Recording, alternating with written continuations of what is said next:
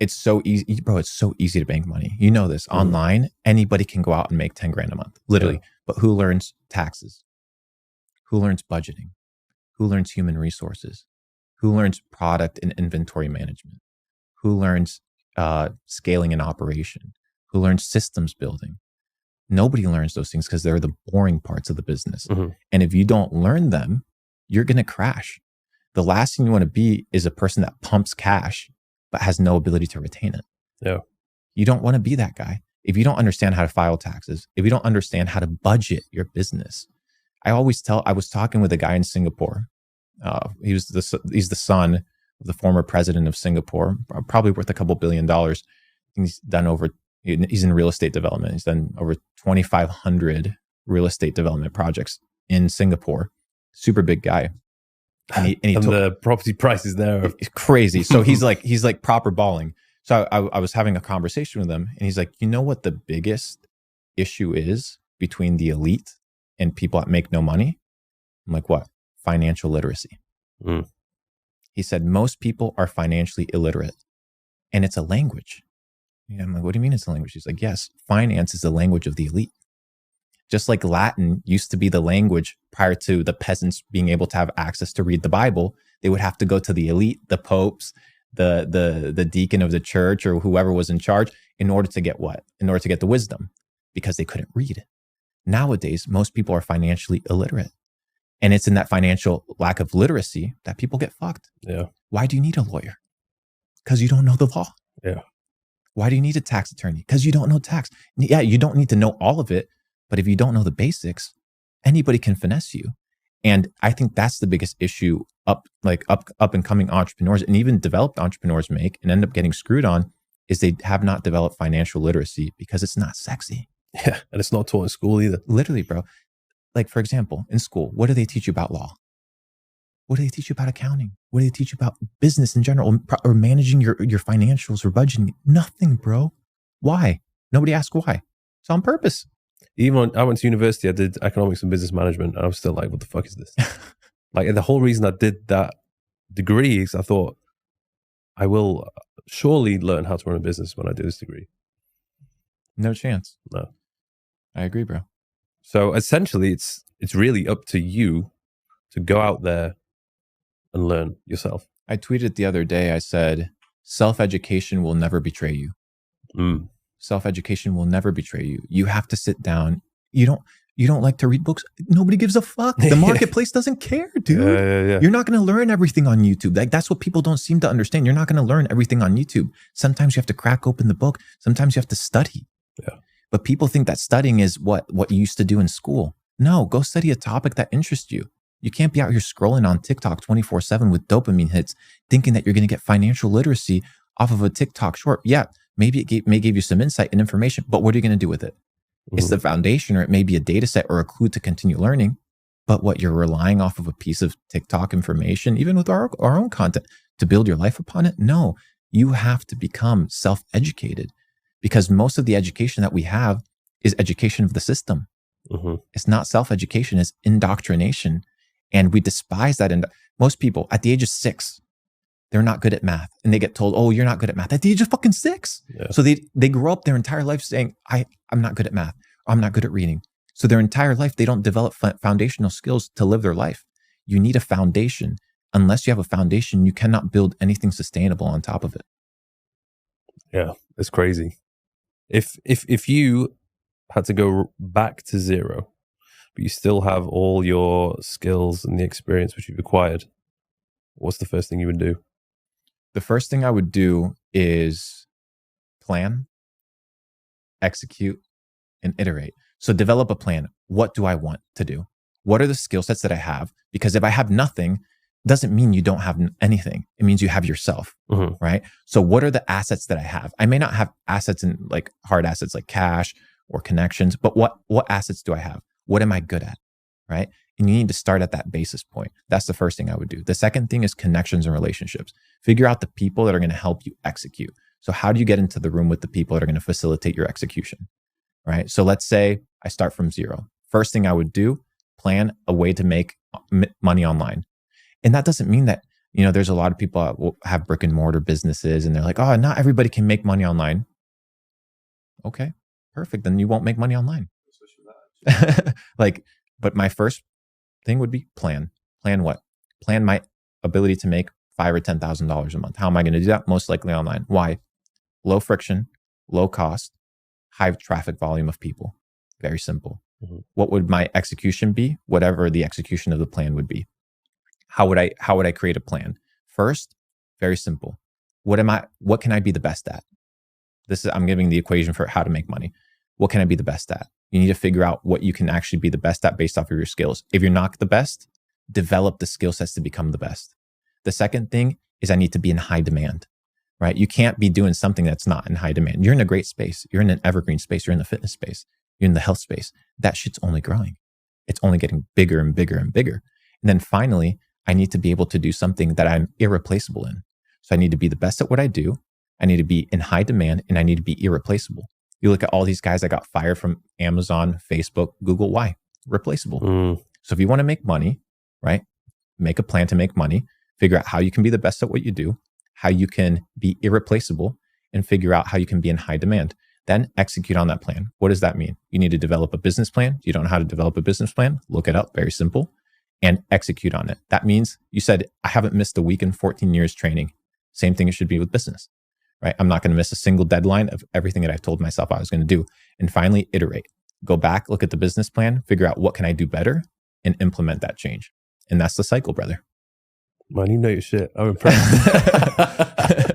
Would you say, it seems as though you've got the business aspect and the making money on lock. What about your health and your wellness? How's that going? So I actually lost, you'd be surprised, I lost like 40 pounds. I was actually like super overweight. I was eating Chick-fil-A every single day with that bullshit peanut oil. And I was super unhealthy. And then was it just because you were just so focused on making money? So you were focused. And then I had my first mushroom trip. Oh. And my mushroom trip was like, dude, what if the food's poisoning me? Like, what if it, like, I looked at a photo of myself and I had massive bags under my eyes. And I'm like, dude, like, what the fuck am I doing? I had like a chin, like a double chin. And I'm like, whoa, is this the best version of myself? And then I kind of ignored it. And then I went to a nice steakhouse and I know it sounds crazy now, but I couldn't button up my jeans. And at that moment, I was like, something has to change. Like, I can't continue like this lifestyle. It's absolutely ridiculous. So for better or for worse, I did a year of vegan diet. So I went on literally juicing and fasting. And I think it was like the raw diet. It wasn't sustainable because I lost a lot of weight and I wasn't super strong. A lot of muscle as well. Yes, but it helped me cleanse, right? Yeah. So I think everybody should kind of implement dietary restrictions. I think dietary restrictions are one of the best things that people can actually do for their health. Why? Because it's a conscientious understanding of how you eat. And I think if people can't control what they put in their mouth, what can you actually control in your life? If you can't control what you eat, what can you actually control, brother? Nothing. So that's the first building block. The second one is mobility. So food, essential. I master that, bro. You'll never see me eating junk food a day in my life. Even drinking a little bit of this water, I'm like, I feel guilty because I'm like, okay, it's plastic bottle potentially has a little bit of fluoride in it. I'm like, I'm feeling a little bit bad, but I was a little bit thirsty, guilty. The second one is mobility. I stretch every single day. So yeah, I may not be the biggest guy, but I feel super good. Yeah. I feel super healthy. And yeah, of course, building block, your skeletal muscle is the building block for longevity. We know this, but you're going to help me with that. So, well, you can help me. I got the thirst stat, bro. Trust, bro. I got you. You can help me with the mobility because that's bad, bro. With Nate, bro. Nate will help you with the whole flexibility. Isn't it weird because there's so many things that you should be doing, but sometimes it just takes something for you to just fucking do it. Like with you, maybe just that trip, and you just look at yourself, you're like, what the hell is going on? Like, I think it's like we talked about the self-realization of self-sabotage. We fuck ourselves up, bro. Like, people talk about the system. People talk about the people that are against them. People talk about, oh, they're printing money out of thin air. Oh, money's not worth anything. Or they say, I have no opportunity. But how many actions in our life are self-sabotaging? All day long, we self-sabotage. So why can't we turn off those self-sabotaging habits and replace them for positive habits? What I've realized that people do is they want to cut something out. okay, I'm going to cut out smoking. I'm going to cut out drinking. But you're not supposed to cut out something. You're supposed to replace it. Yeah. Because there's a quote that says, an idle mind is the devil's workshop. So if you're not thinking about anything, if you're not doing anything, if you're not being productive, then you're most likely going to go back to what? Your tendencies and your old habits that you formed over a long period of time. So if you want to change those habits, if you want to change those tendencies, then you need to be in a situation whereby you're replacing them with a positive feedback loop. And I feel a little bit hypocritical talking about health and shit in front of you, but no, but like, there's, I would say, I think the most important thing is discipline. Yes. Because that is going to determine what you do on the days that you're not motivated.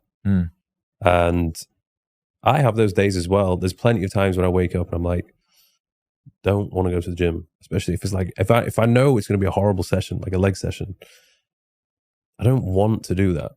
But I always have this thing where I visualize how I'm going to feel after I do it. I have that with training, but I also have it with food as well.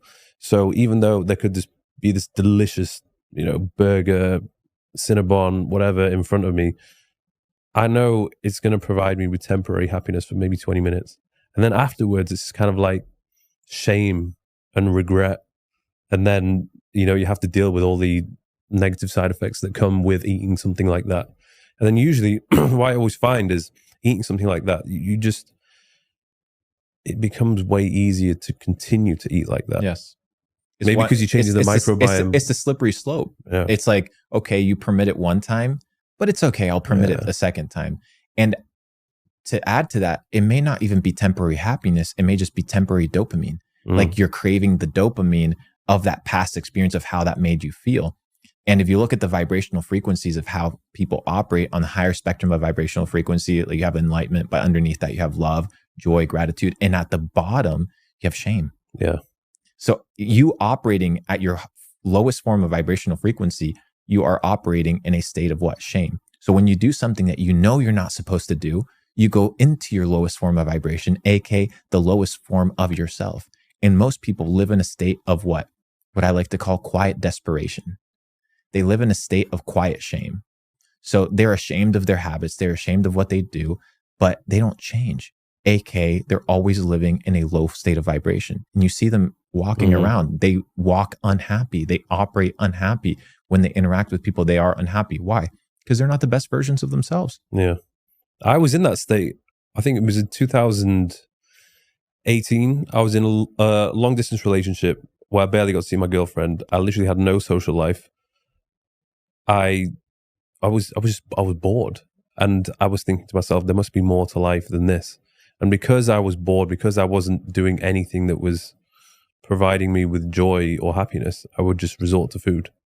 And that was my temporary happiness that was also keeping me at this very low level of vibration. And I noticed that when I decided to sort my life out and be like, right, there has to be more to life than this. I'm going to go out. I'm going to do this. I'm going to do that. I traveled a lot. I moved out of London, and I realized I naturally just became a hell of a lot happier. And when I'm in a happier state, I have like no interest in eating bad food. Yes. And for many people, eating is a form of coping. It's a coping mechanism. Have you fasted? Have you done like some pretty long fasts? I've never done, I don't think I've ever done a 24-hour fast. No? The longest one I did a few times when I've done it during Ramadan.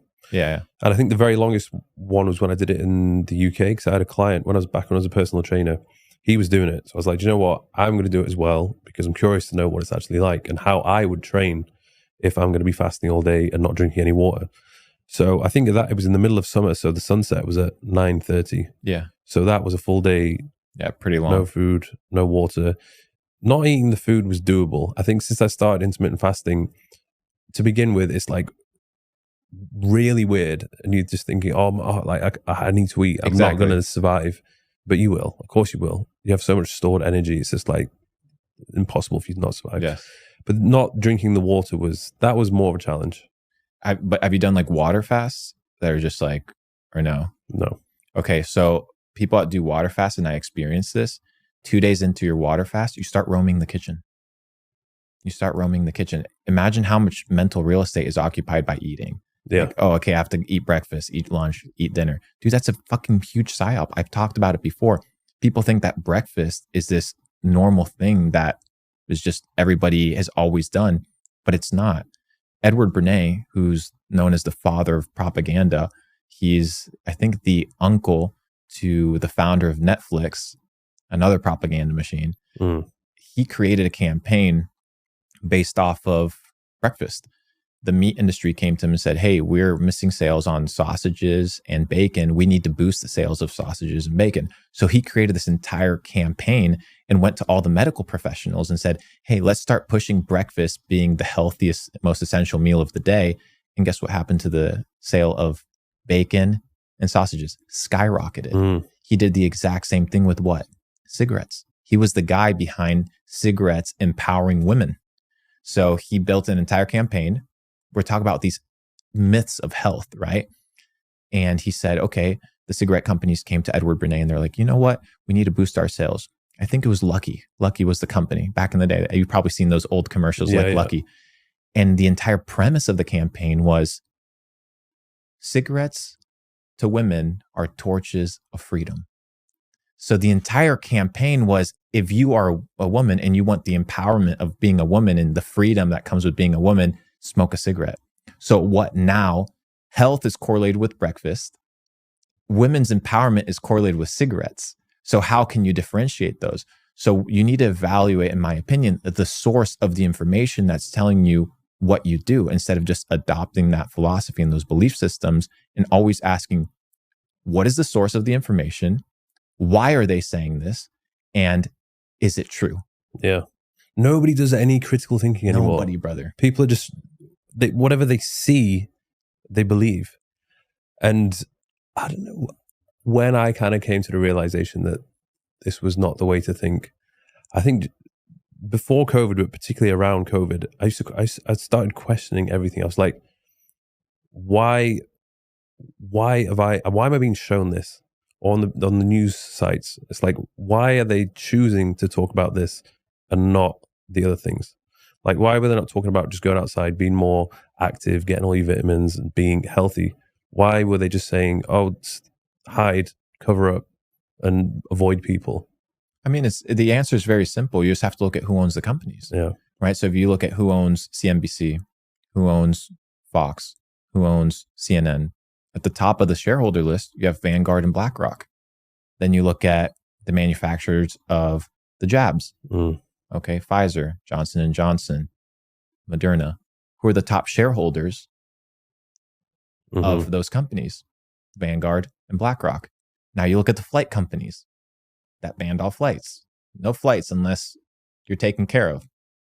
Who are the top shareholders? Vanguard, BlackRock. You look at the food.